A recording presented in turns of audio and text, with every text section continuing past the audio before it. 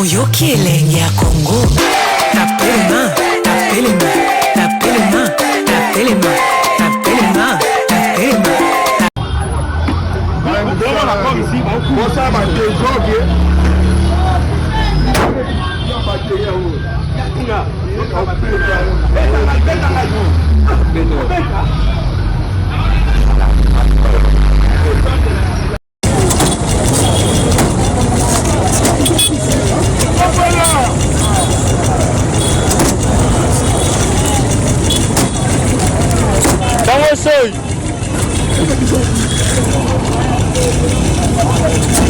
Vamos sair de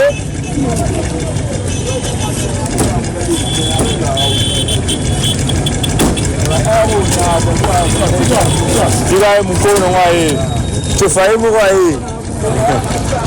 Hizo tasoi, tasko chopate sola.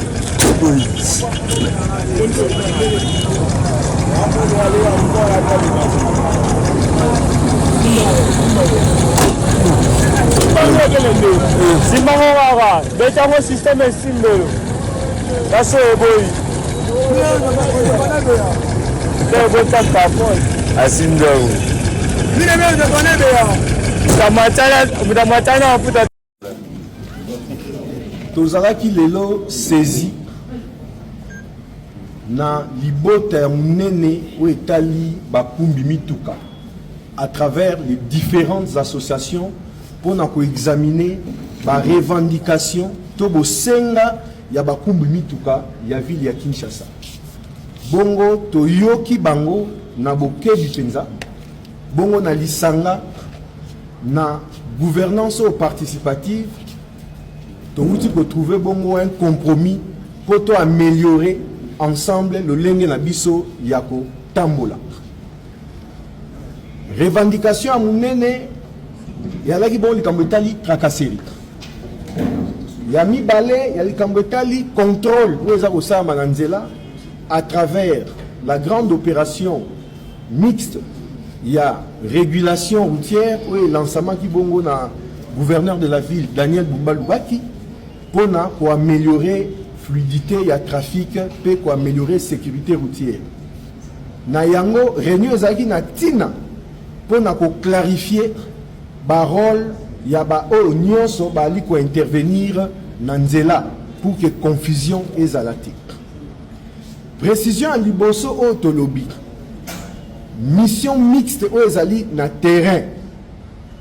Seuls les agents, il y a police, il y a circulation routière, P, bah agent, il y a division urbaine, il y a transport, il y a service, il y a transport, ne bali na ndingisa, il y a ko sala ba contrôle, il y a ba document.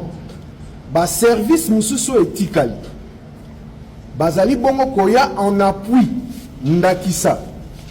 Police militaire, il y a 14e région militaire, oyo ali bon koye et ko appuyer opération oyo bazali wana pona ko aider na application stricte il y a code de la route pe ko faciliter fluidité il y a trafic et longo na brigade spéciale il y a protection environnement BSP et P bien-être social des Kinois et longo pe na ba régie na biso il y a contrôle pe ya ba fourrière oyo boyebi musala nini ezali ko sala. Ba service au Moussous Batikali, bien que faisant partie, il y a mission mixte, il y a régulation, bali na ndingisate, il y a ça la contrôle, il y a document en dehors, il y a ba agent au bali qualifié, peut certifier na makambo etali contrôle yanzela. To clarifier pe lisusu, likambo etali ba livraison. To lobi que livraison na ville ya Kinshasa et Pekisamite. Kasi esengeli ko salama enge bene na mibeko pena horaire oyo epesami na nzela oyo mokambi Kinshasa alobaki mokolo ya lundi mardi et mercredi, un camion à grand tonnage et qu'au tambola de 22h qui nous à 5h du matin. Kasi, un camion y a miqué, où il y a la livraison, yango et koki qu'au tambola, kasi, et ça n'a ndingisate, y a côté les mains, na balabala, pour na kokanga balabala. Na camion y a miqué, mais yango et kosa la livraison. Camion et memagama ya monene. Camion et memagama sanga minene.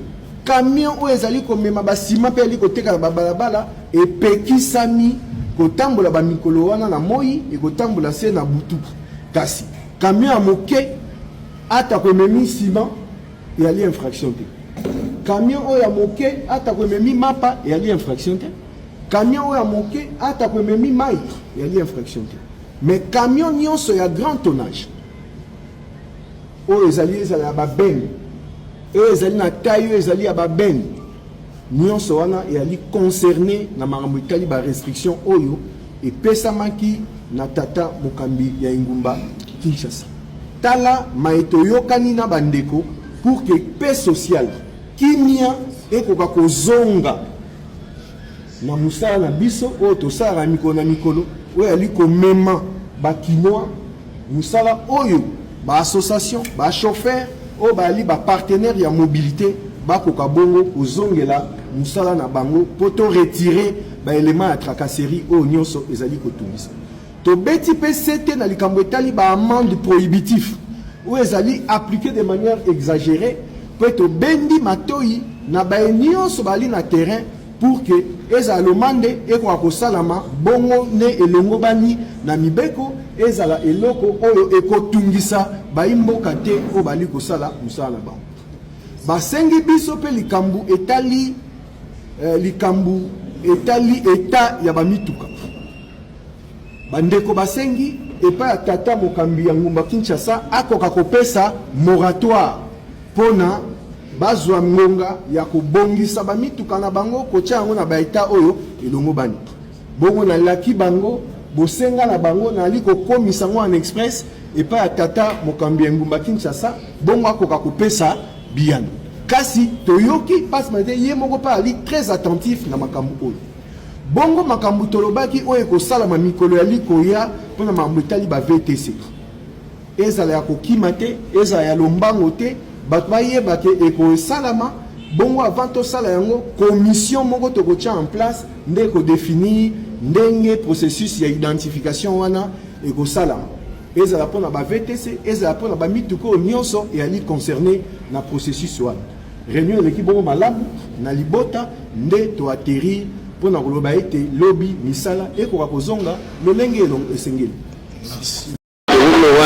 Awa nzela lekesa te mabe ekoti deja mabe ekoti ete ndenge mwa batete tomona bino mona miso oyo ezolekana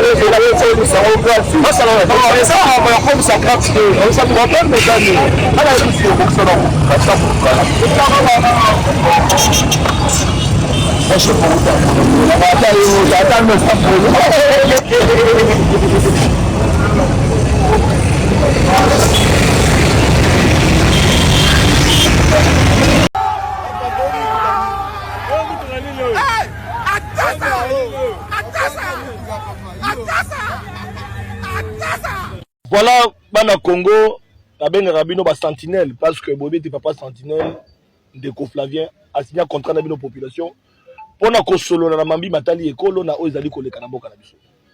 Noko kimbela na bino bande ko na ngai bobenga kinga personnellement papa sentinelle tozali ba agent ya Trans Academia. Lelo yo tozali ko subir ba impayement, tozali ko futa matin, mouvement de grève d'ailleurs, ils allaient déjà observer à un moment donné. Bobby papa sentinelle, il y a des choses à dénoncer. Papa sentinelle système a lu son dengue zalara toujours avant de kimiate. Na meka qui peut colonder la situation pour naïba. Qu'est-ce qui fait que les situation na bino ba fonctionnaire, bino bande qu'on a biso ba agent. Il y a Trans Academia parce que vous avez dit bateau yo et sengeli l'état a honoré bino et sengeli bofuta mandenge sengeli kasi mikakatanoni nezali koleka. Bande qu'on a ngai na kena colande la likambwana et je vous confirme encore une fois de plus et tes délégations, y compris les DG de Trans Academia, a été reçu par le ministre de la Finance. Et au cours, il y a une réunion, déjà le nôtre allait dimanche, nous allons répondre parce que Bobi était lundi déjà dans un plateau, à 11h, Bobi n'est que Zalaka, beaucoup de monde a bilili, beaucoup de monde a investigation dans Sali. Déjà, nous avons une information que à partir de lundi, mon collègue a lobby, beaucoup de foot à ma bagage en Trans Academia. Donc, la Sinayoki yango pour les Kolandela yango, lobby lundi dans un plateau dans Kolobelango le lundi dimanche et c'est là qu'il y a la moi vidéo à mouké pour na tali Sabino à travers les réseaux sociaux parce que dans le monde on a des circuler les réseaux sociaux ba tension ndenge zali ko kende mais dans qui on a pour confirmer que pour celle qui ngai na sali musa na ngai boye bango était à partir à lobby d'ailleurs mois de janvier paye koleka mois de février koleka retard à décembre ba ko récupérer bien que les ali malebe au kende déjà au niveau il y a circuit, il y a paiement, DTO, déjà, ils sont disponibles. Déjà, dans la banque, dans la base, qui est lundi, mon lobby, tout côté, la bino, mon bande de balandi, agent Trans Academia, beaucoup foot. Alors, papa, sentir la hausse à la bino parce que tout le monde a balé qui batanga, et c'est qu'il faut répondre Moussala, pour répondre Banzela, pour que permettre le transport. Il y a des étudiants, transport, il y a population, transport et Sungaraba na Congo et les Kamalam. Donc, na kosenga la bino, surtout bino, to kosenga kinga papa sentinelle, peut na répondre bino à travers les réseaux sociaux et te moko la lundi, na ko rappeler, peut beaucoup monde na bilili bino moko message, il y a moko DG, il y a Trans Academia, dengue peut atalisi à Limboli parce que yende azali autorité de tutelle, il y a ko répondre bino. Mais, na be formation dans zanango, masoleza kitoko déjà dès ce lundi.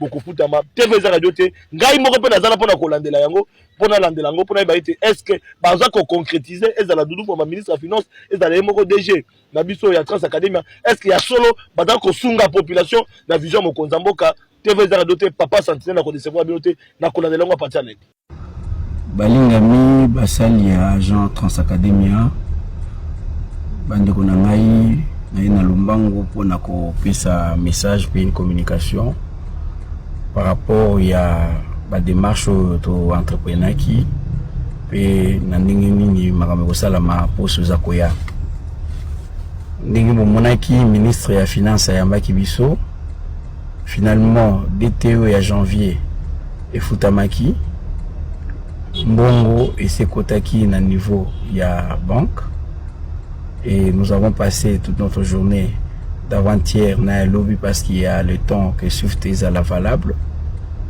Donc nous allons croire que ce lundi paye Ekobanda. Nous allons débuter la paye. futa mois de janvier. DTO il y a février, bah démarche est en cours. Nous pensons qu'aussi que la semaine prochaine tout yango. DTO il y a décembre, démarche pesali parce qu'il fallait réengagement ça à niveau de tutelle. Donc on a kozala moi moulay moké mais tout à coup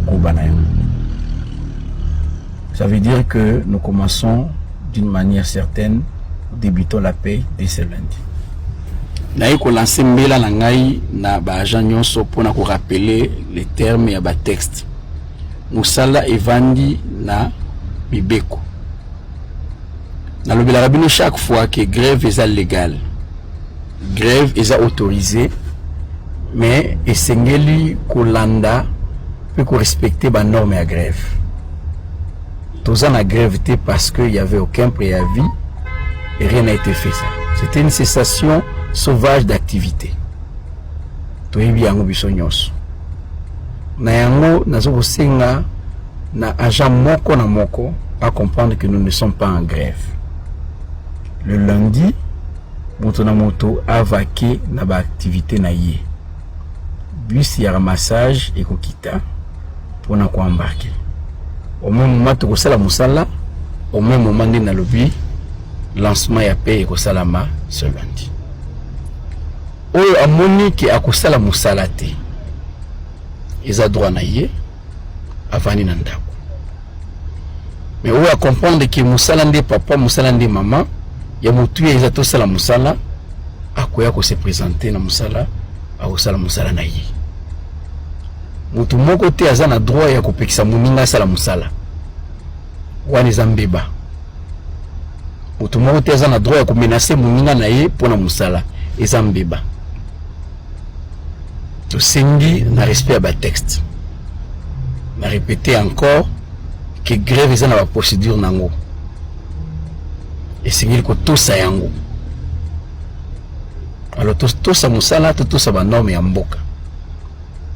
Situation tout ça qu'on rencontrait et ça lié na obino boyebi. Et dès l'instant que le gouvernement ne s'allie pas, nous sommes aussi appelés à faire le pas qu'il faut. Surtout que dans la mesure où tout le but que cessation d'activité ou les qui illégale. Alors, tout battre la moussala, tout ça les lamboka. Oh, il faut qu'il y ait les bosseux koya, on a une déconabino, on a croisé les bras. Donc poursuivre les autres démarches pour que aussi rapidement que possible paiement et salaire est mis balai et foutam.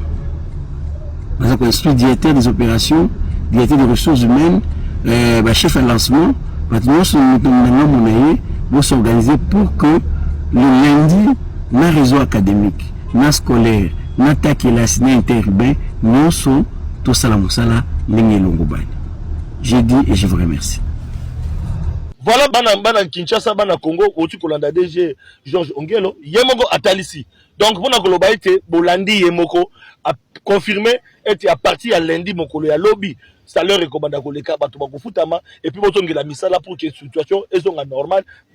Babu Setambola, nous sommes en train de s'engager parce que Mboka Nabiso, j'en ai mis 4 ans, et Sengeli Kimia, tobi ke totali na mitumba na mboka na biso kasi Sengeli biso ba na mboka to na bomoko po te Congo kende liboso batondo.